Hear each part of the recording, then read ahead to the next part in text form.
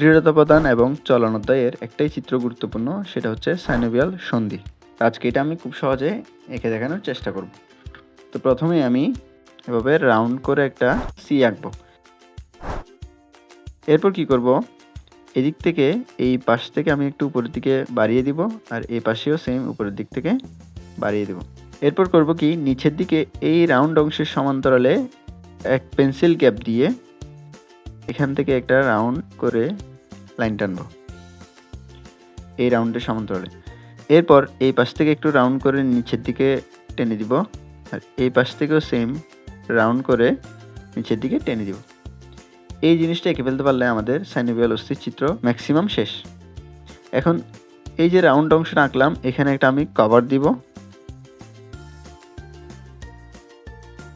উপরেও সেম একটা কভার দিব। এখন আমরা এই দুই পাশে দুইটা সমান্তরালে লাইন টানব। এই পাশেও একটা দিব,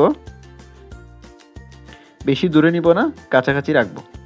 এরপর এটাকে রাউন্ড করে এই লাইনের সাথে মিলিয়ে দিব, এই পাশ থেকেও রাউন্ড করে মিলিয়ে দেব, সেম এখানেও মিলাবো, এই পাশেও মিলিয়ে দেব। এবার এই পাশে একটা লাইন দিয়ে আমি এই জিনিসটাকে বন্ধ করে দিব, আর এই পাশ থেকেও একটা লাইন দিয়ে জিনিসটাকে বন্ধ করে দিব। কিভাবে? বেশি দূরে নিব না, আবার বেশি বেরও করব না, এভাবে নিয়ে নিচের সাথে মিলিয়ে দেব, আর সেম এখানেও এই থেকে মিলিয়ে দেব। এটা আঁকার পর আমি কি করব, এখান থেকে কিছু ছোট ছোট হালকা হালকা লাইন দিয়ে, সোজা সোজা লাইন দিয়ে জিনিসটাকে ফিল আপ করে দেব।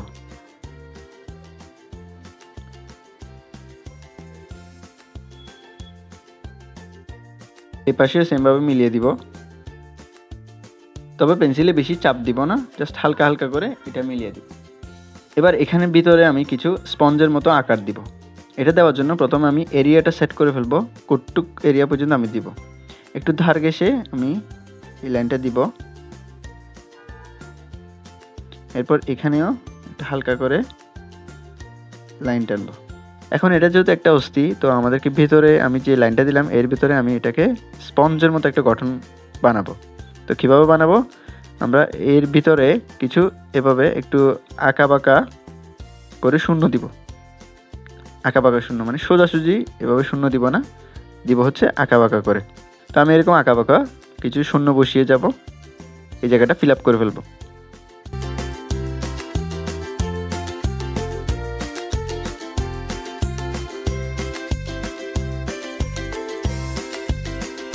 এই যে সেম জিনিসটা আমি এখানেও রিপিট করব।